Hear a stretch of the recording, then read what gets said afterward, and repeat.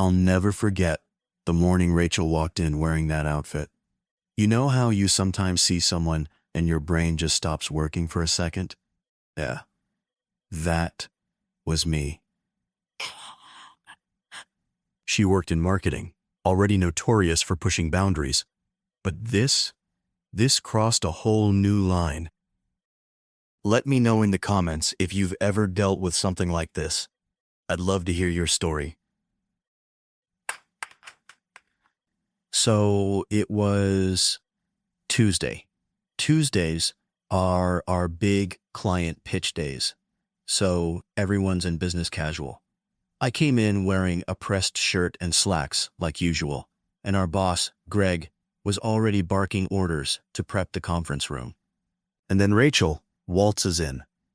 She was wearing a skin-tight, hot pink mini dress, backless, plunging neckline, barely mid-thigh, paired with 6-inch stilettos that clicked dramatically across the tile floor. The whole office went silent, and the worst part?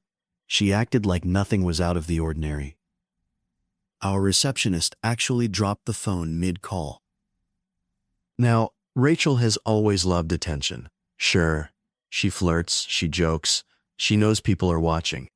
But this was like she'd intentionally chosen the most inappropriate thing she could find, just to make a point. At first, Greg just blinked and stammered out a weak, morning, Rachel. But I swear his face was tomato red, and not just because of her neckline. We all kept sneaking glances all day. In the break room, you could hear the whispers. She's gonna get sent home. Did she lose a bet or something? She's totally trying to seduce a client. And then things got worse. The client, our biggest account, arrived. The execs walked in, shook Greg's hand, and then their VP noticed Rachel standing there by the coffee machine.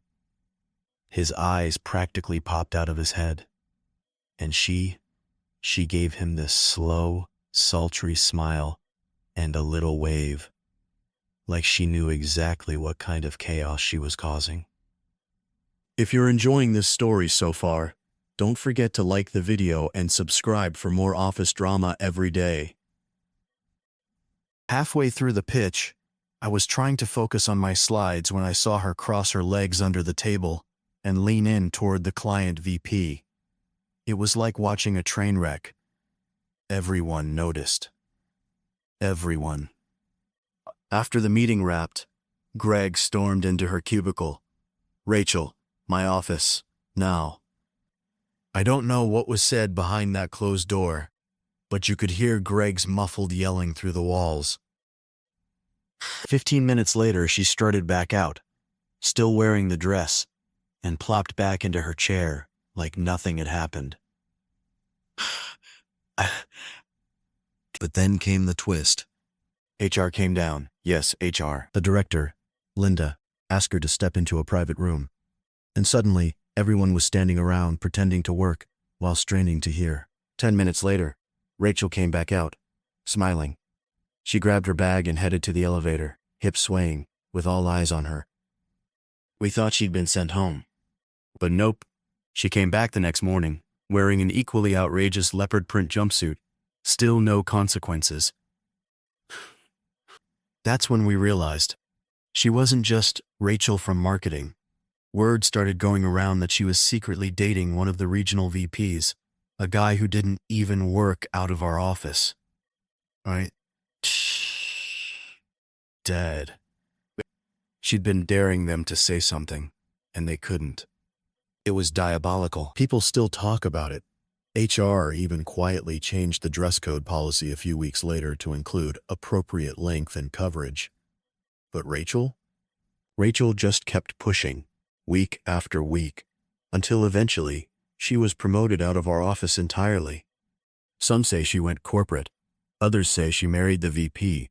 But either way, she won.